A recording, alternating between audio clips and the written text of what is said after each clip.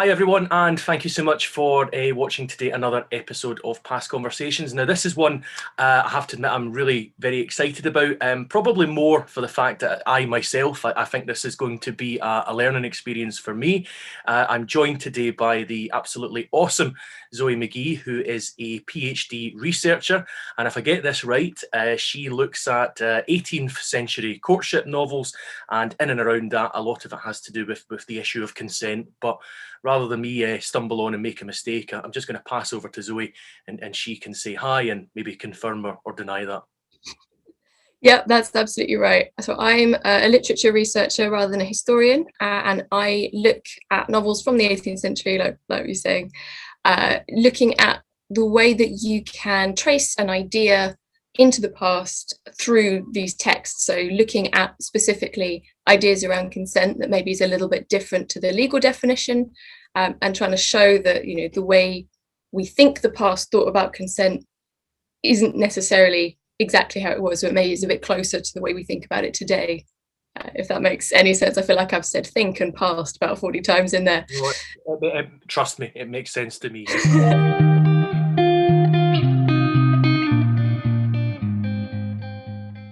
Zoe, always interested when I speak to someone to ask about their memories of studying history, maybe at quite a young age, maybe quite recently, I don't know. Anything that stands out for you? I did history all the way through school, but I have this very vivid memory of being like in year 7, so when I was about 11, we did a project on castles and we had to build our own castles, and maybe being a somewhat lazy perfectionist, I decided that we should build a burnt down castle because it would be much easier. So I just have this memory of my friend and I being in a supply cupboard, when we were kind of pouring ash into this little model of a castle that we'd made, and just being very worried that we'd somehow get into trouble if people found us with ash in school. I don't know why, but yeah, doing your homework secretly felt that's probably a strong memory for me. Yeah, you must have had one of those teachers that I am definitely not. I run a mile from anything that's arts and crafts. I mean, to me, arts and crafts is literally just getting a scissors and glue stick out. That's about how adventurous I am when it comes to that. The thought of someone creating a burning castle with ash in my classroom, that would that would give me. I think they gave it to us as homework, so we didn't have to do it in the classroom. Unsupervised arts and crafts. much better. Did you study history then up to, I don't know, maybe up to A level or yeah. Yeah. And how did you find it then? Oh, I really loved it. Weirdly, I got very interested in, we had an A-level module that was about like the Great Reform Act of 1830, I'm going to get it wrong now, 36, 32, that one.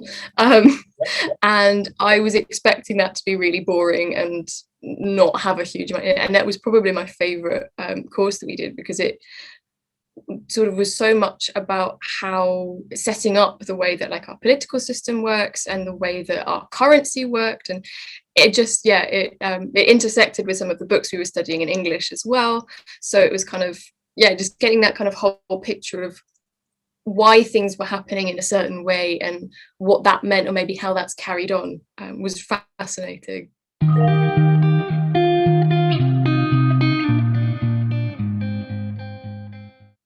I already hinted at the fact that this was going to be a learning experience. In fact, I didn't hint, I just said it outright. So really, this is your chance to enlighten me here. What does your research involve? What is it that you do?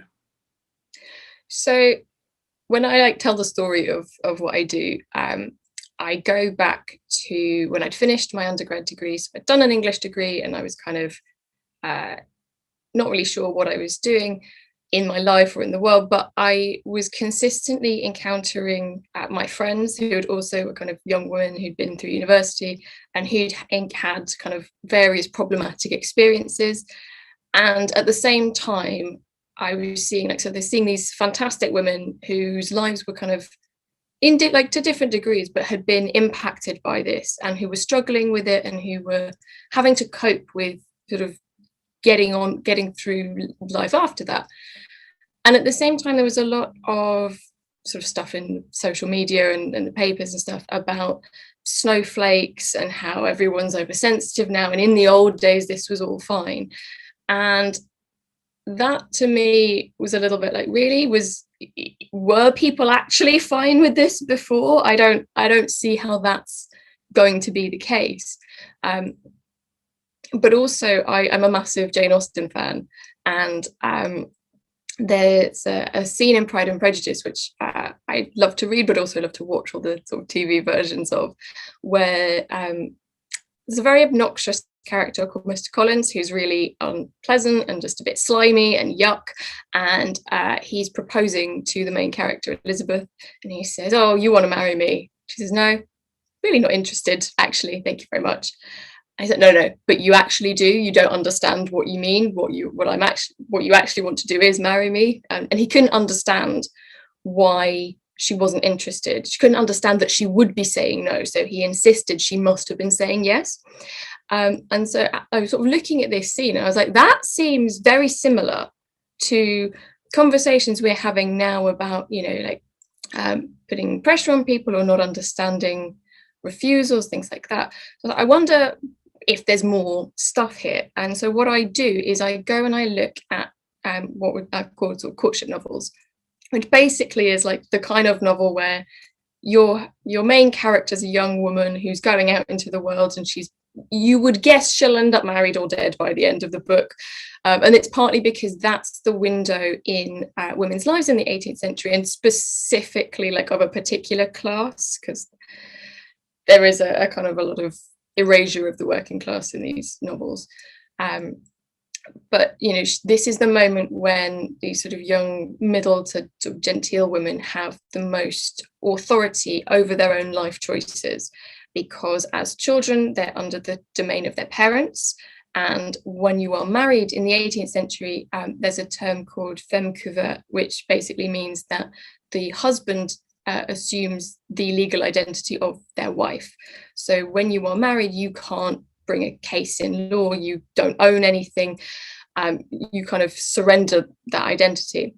The 18th century has also got this idea of companionate marriage coming in as an idea. So like moving away from the idea that when you get married, it's a contractual relationship that's maybe two households combining land, and moving towards the idea that you should like the person that you're marrying, or it should be motivated from an emotional place. That's not like entirely where they've got to, but the notion is there that maybe that's what you should be doing. And so these young women are supposed to have more choice over who they marry. So because you've got this moment of choice, for me, consent is all about choice and the capacity to make choices. You've also got the fact that when you do get married, because your identity would be sort of subsumed, consent was sort of legally assumed from the point of marriage. Marital rape is something that has only very recently been criminalized. So I think it's in the 1990s in the UK, and it's not fully criminalized in all places even today. So this is something that it took kind of a very long time to legally recognize. But the only point at which you could have a consent conversation, maybe in writing in the 18th century, is before marriage, because it's or that you could kind of reflect on the legal status of this is before marriage. So I kind of was like, let's take the negotiations of the relationships in that courtship moment and see what they can tell us about ideas around consent, and what kind of ways of thinking are going on there. And that was really interesting, because consent and rape in the 18th century, rape is defined as being kind of an act of violence and against the will of the person involved, but it requires a component of like physical force and a component of like maximum resistance. And this is something the 18th century is really interested in.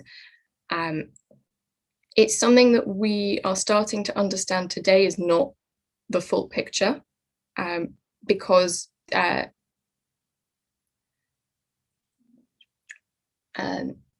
so we recognise that there are ways in which you can incapacitate someone's ability to consent that aren't with physical violence. So that could be, because they're unconscious. That could be because they've been drugged in some way, but it could also be because of coercive pressure or blackmail, or kind of a sense of obligation. Even you can put quite a lot of weight onto somebody to make them feel as though they don't have another meaningful choice. And so meaningful consent is the idea that I really look at, is this idea of like, how are these authors talking about the idea of making a free choice, the capacity for judgment, the ability to have that choice upheld, and what does that tell us about the way that the 18th century maybe thought about consent? Because I'm looking a lot at novels and they're obviously fictional, I also look at what was going on in the legal system at the time to kind of get a sense of maybe who was using the courts at that time to bring these cases, what was the conviction rate like, and also just to kind of see in some of the transcripts, like, can you see evidence of the courts maybe also showing awareness of some of these ideas? Because we would expect the courtroom to be one of the last places that those ideas would come up almost. You've got to have the ideology change before you have the law change. So I did some work looking at victim testimony from the period as well, and kind of establishing, okay, who's actually going to court? What would your case have to look like to have a chance of being successful? And kind of finding out that there were quite specific groups who were doing that and who were using those systems. It was also really interesting because a lot of the people who wrote novels in the 18th century were women. This was primarily a female occupation at this point in time. And at the same time, it wasn't really the done thing to talk about issues around sex, and especially issues around consent in public, particularly if you were female. So even, when you get to a court case, people are very reluctant to, obviously there's a lot of reasons why you'd be very reluctant to be testifying, but there is a suggestion that this is the only space where it's permissible to talk about these sorts of things. So you're not necessarily going to have women being able to write into newspapers about their views on these matters. And again, letters are another kind of piece of evidence that we might have, but they are letters discussing sexual violence are often the most likely ones to be destroyed in some way, because that's not what you kind of leave lying around. They're sort of more private or more personal, and you kind of have to take a lot more of a punt on going through and stumbling upon that. Novels were a tool to get discourse into the public domain. People could be talking about it, but because it was a book, it's not improper. It kind of gives it a little coating of like an excuse. Oh, it's just a book, so it's not. I'm not really talking about this.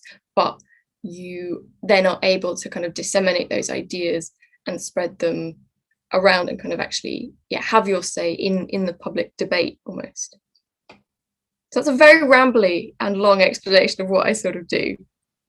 I personally think the way that you're going about this is quite incredible. I mean, I've never until today considered the issue of consent through the novels that you're looking at. I have in the past been quite guilty of trying to, young people that I might be teaching talk about literature as a sort of a window to the past. Things like Dickens, for example, in the past that I've used as an example.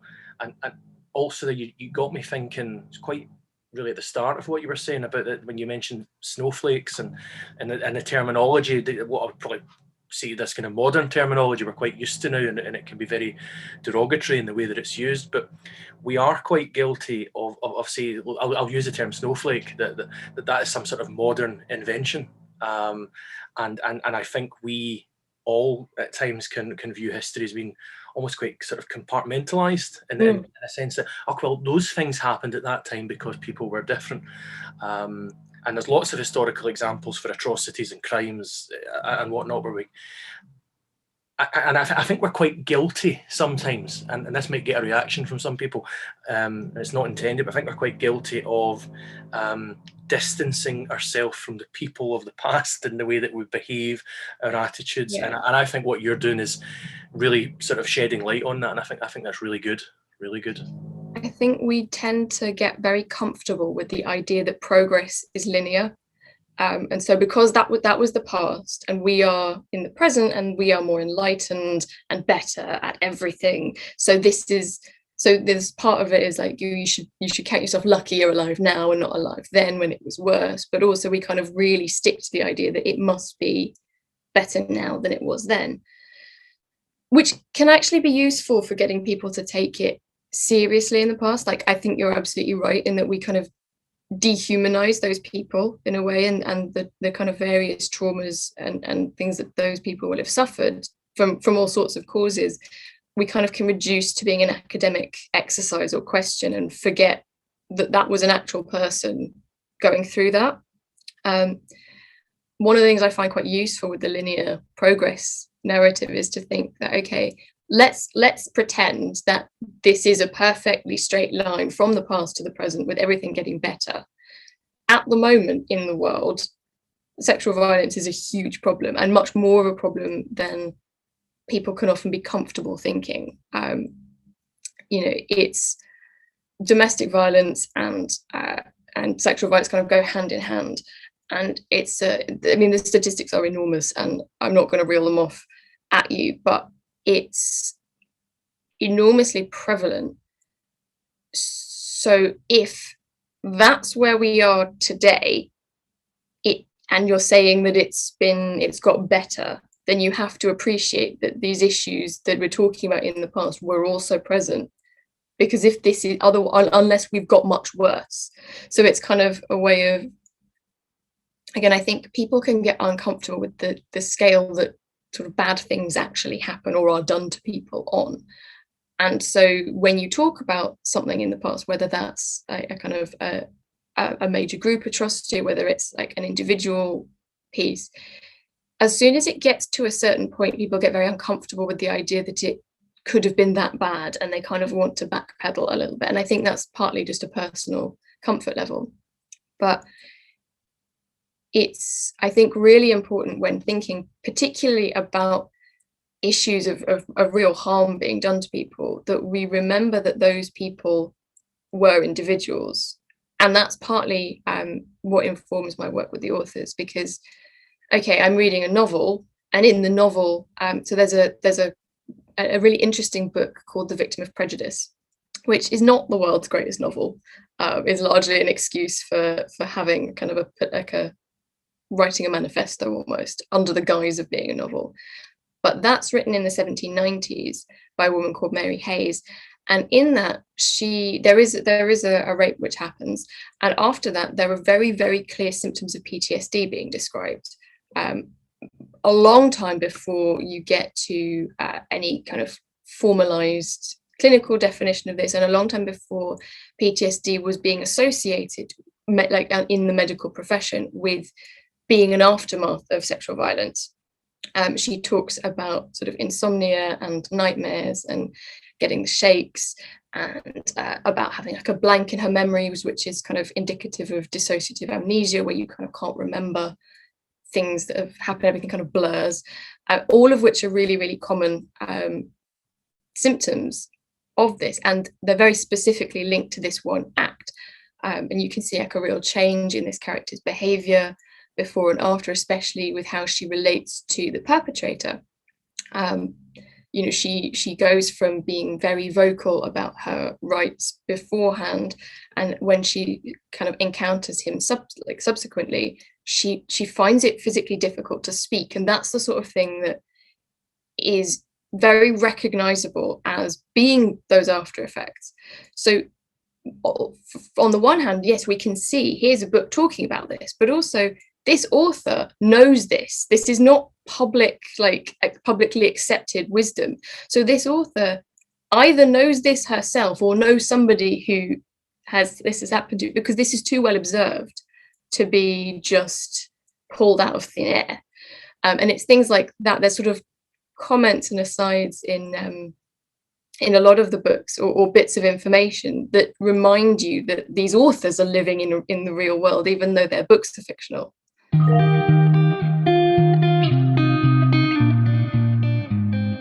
Really, I suppose following on from what you've been discussing there and what you've been talking about, how reflective do you feel 18th century courtship novels can be of, what was happening at the time? So I think this is kind of one of those big questions for my thesis, in a way, is like how much does this do this? Because I don't think I think it's too much to ask one text or one medium to be wholly reflective of the entirety of what's going on in society. And I think it's really important to remember that as a literature researcher, as a historian, because we've got these people writing these books. They are broadly from one class bracket. They are white. They are, middle class to genteel women. They're not speaking for everybody. And there are a lot of people whose stories are not in those novels because they're either because oral history is easier to be lost, because they weren't given access to the education to do that, or to be published. Like, there are a couple of texts from sort of writers of color, but there aren't a huge number that have survived from this period, or that were, enabled to actually happen. So those sorts of things are really important to remember. Like, there's a lot of voices that we don't hear, and it's important not to take the courtship novel, which is focused on a very privileged group of people, even though they're not like necessarily the most privileged of all. They've still got a lot of additional resources. And it's also, I think, so when I was looking through the court cases, what was very interesting to me is that the people using the courts at this time are absolutely not the people you're seeing in the courtship novels. So in the courtship novels, you've got these young, kind of respectable women. Those are not the people who go to court generally, because you are more likely either to try and hide it or to be married to the person involved. Those are sort of two of the big options for kind of keeping that quiet and preserving that reputation, which is more likely to happen the higher up the social sort of class you go. You're gonna disguise it in one way or the other. The fact is, so the actual court system is very empty. I mean, we know that we actually have, I think, a lower conviction rate at the moment, but we do have a much larger number of cases being reported. So I have like a little 50-year window that I really look at through the courts. And in that 50-year window in the Old Bailey in London, there were 24 guilty verdicts for rape, which is less than one a year. It's, it's quite extreme. And part of the reason for that is that rape at this point is a capital crime. So it carries a death sentence, which is not always enforced by any means, but there's an incredible, if you think about how difficult it is to secure convictions now, when there is this question, when it's a crime with a question of consent, so it's about weighing up intention or belief, like that kind of more less easily evidenceable idea. People are already loath to convict of now. If you add in the fact that this could cause someone to die, it's much harder to kind of get that guilty verdict, but it's also much harder to bring that case to trial, because one of the things we know is that you're most likely to be attacked by somebody known to you, and it'll be quite small communities. So that might be a member of your family, that might be your boss, particularly if you're a servant. This is incredibly common, and actually you'll see a lot of servant like handbook manuals that will kind of say, this is the way to behave, this is what you do. But also, if someone in the household starts kind of acting this way to you, do your best to avoid it, but ultimately there's nothing you can do, because realistically they are incredibly vulnerable. You've got a lot of kind of young teenagers moving away from home in the country into coming into somewhere like London. They will live in the house, they will be entirely dependent on the people running the household for their livelihoods, and they're also entirely dependent on their employers, those people, for their reference, their character. And if they don't have that, they're not going to be able to get good work elsewhere. So one of the things that Mary Wollstonecraft writes about in one of her novels called The Wrongs of Woman, she has a character who is abused as a servant and who is sort of then thrown out of the house, doesn't get the reference, and she's using it to highlight the way in which the system of the lack of rehabilitation for people, for victims of sexual violence in that time period, contributes to a kind of cycle of sex work and prostitution, because that would then be one of the few avenues of work available to those women. And actually, sort of, there is this broader sort of argument that she's making about how there are a lot of also desperate and poor men in this time period, but they are not funneled into sex work in the same way that the women are. And so she sort of talks about it as a way in which the upper classes facilitate sort of their own needs by pushing these sort of more vulnerable women into that position and taking advantage of that. Because you've also got the fact that consent is a tricky issue in a courtroom anyway, the kind of cases that go to court are the ones that feel like they have the best chance of securing a conviction. And that usually means that either the victim is below the age of consent, or there is some kind of additional evidencing factor. So that might be something like venereal disease, or a witness, or particular medical evidence.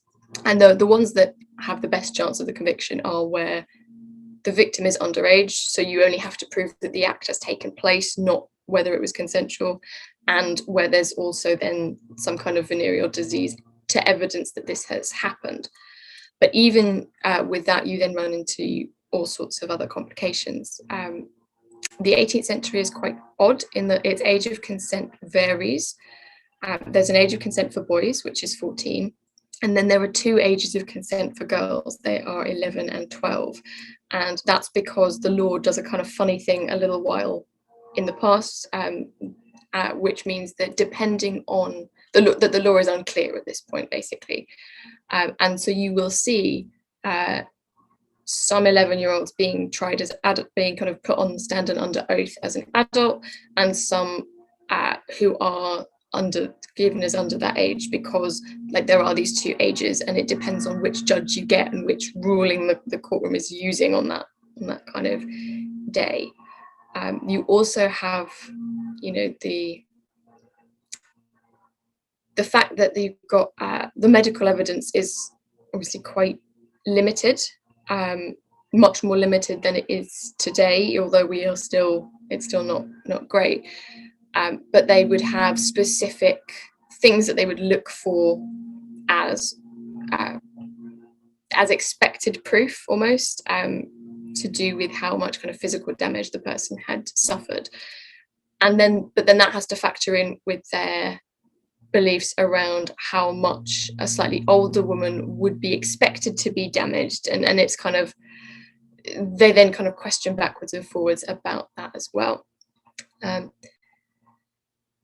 you've got these, if you are, even if you are under the age of consent and you've got all this physical evidence, you also have to have an adult willing to testify for you, because someone has to be able to swear under oath that this is the person. So you might be able to say, yes, something has clearly happened to this child, but this is the person who's done it. So if you don't have an adult who will come forward with you, again, that is going to be deflected. It's going to be retried as assault with intent at a different courtroom. So you really see that the people using the courts are kind of servant class, working class, often in pubs or as servants, and so they're not the people you're necessarily seeing within the novels.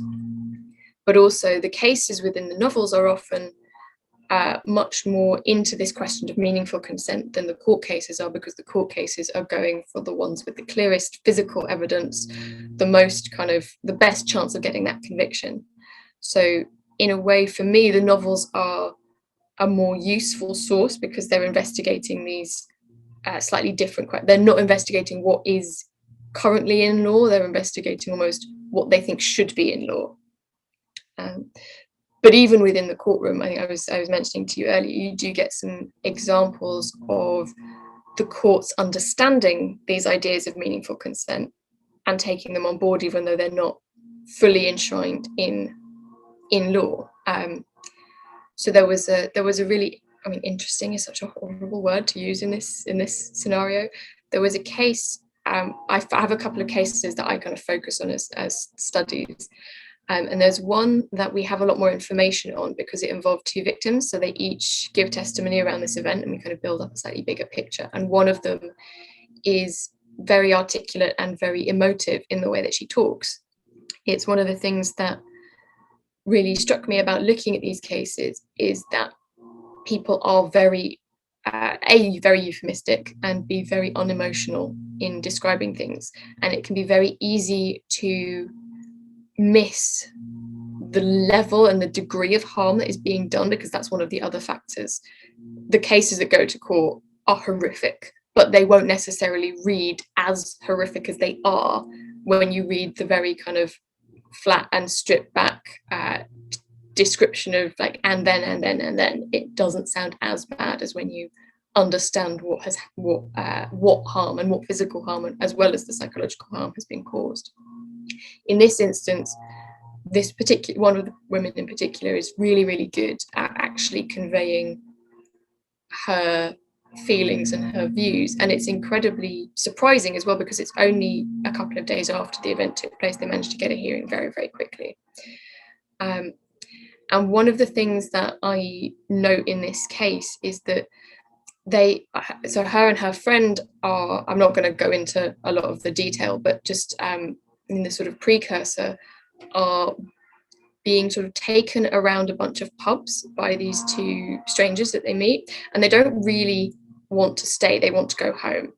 And she repeats this throughout the testimony, like, we wanted to go home, we tried to go home. And one of the things that the defense bring up is, well, nobody was holding them down, like nobody was holding them down, so they could have gone home if they wanted to.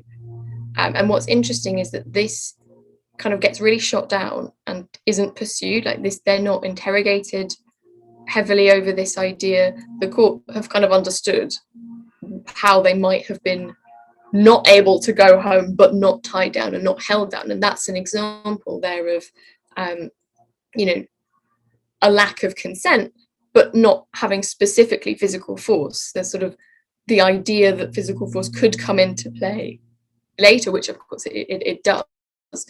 But you kind of get moments like this where you see the courts accepted that, and that's technically not what the law says. It's also the fact is that this wasn't like there wasn't one specific incident in this case. It was kind of multiple incidents, and that was also important to look at, because if the law requires you to resist with all of your strength, if you're then in a position where, okay, this has happened once, I've described my resistance, it then happens again.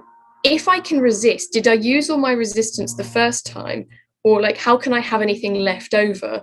But if I don't resist, then and what was interesting is that the court is, they understand.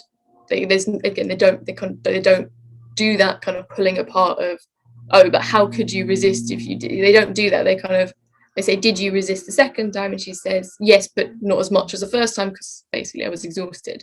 And they accept that and they move. So they understand those sort of things, which sound very small, but it still, isn't technically part of the law in that way.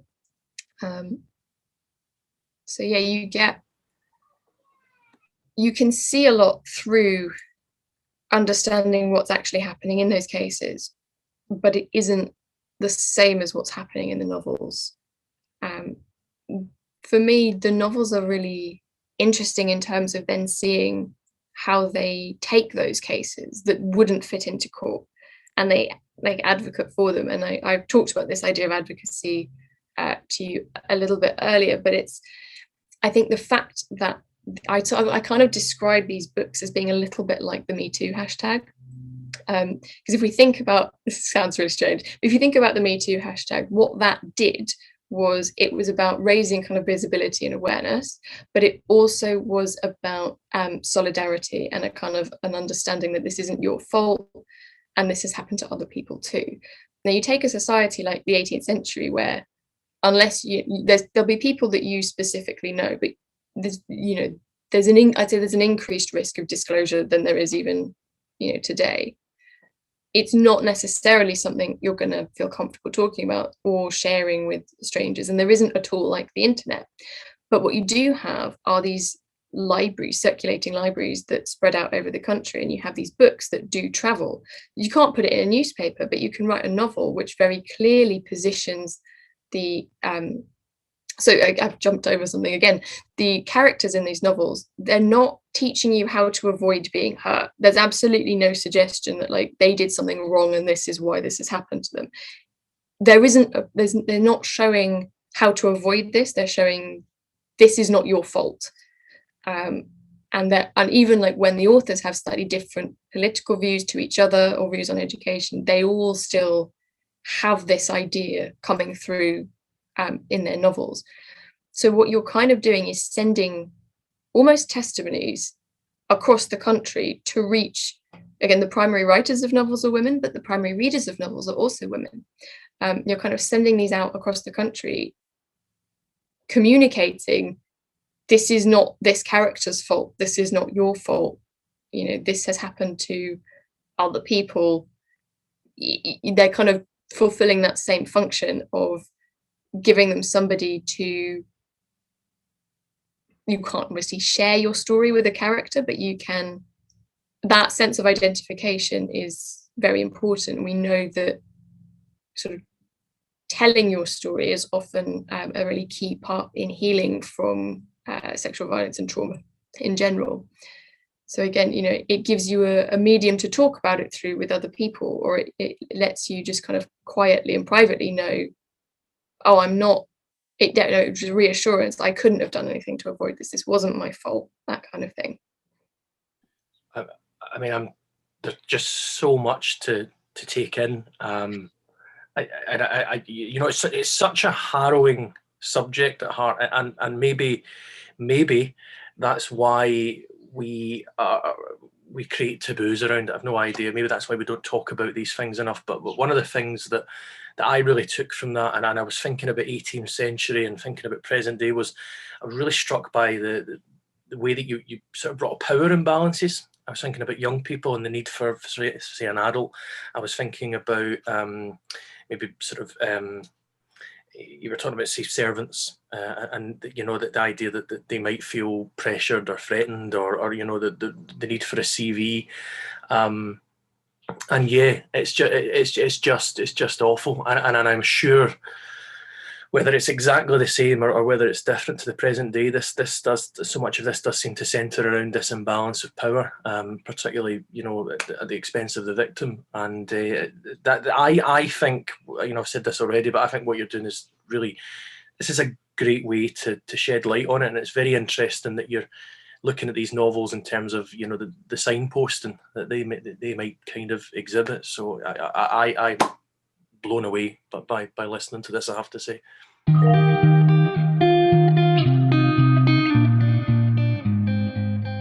Bringing us really now to the end of our conversation, I think perhaps this is maybe the perfect question to sort of finish on, and it's thinking about the idea of novels and whether or not can they be advocates for change? Can they be a force for good, perhaps? I absolutely think so. So I think I was sort of talking about how we live our lives through narratizing stuff and through telling stories. And that's partly because it helps us make sense of things, but it's also a way that we connect to other people. I think, it is much easier to get on board with an individual's cause when you know that person, you know what they've maybe gone through or how it's affected them. You get their story versus statistics.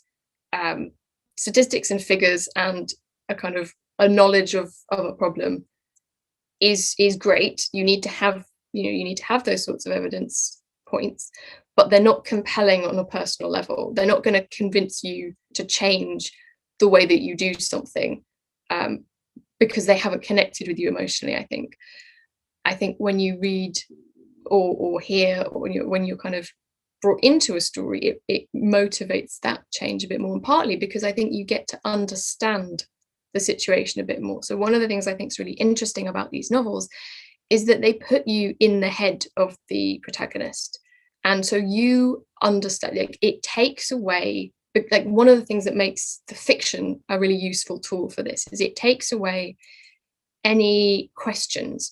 If you are talking to another human being who is their own person, an individual, you're never inside their head.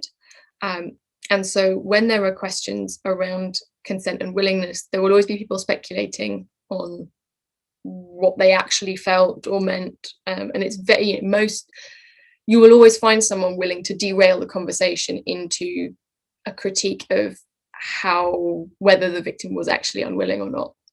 In the novel, you are inside, you know exactly what this character is thinking, you know what the motivations are, you are able to see why they're doing things. So it kind of takes that question away a little bit and gives you more space to then focus on other things like the actions of the perpetrator. Or also, and I think one of the things that's really key to thinking about novels as advocacy is I think they are trying to be a force for change, but I don't think they're trying to change the perpetrator, if that makes sense.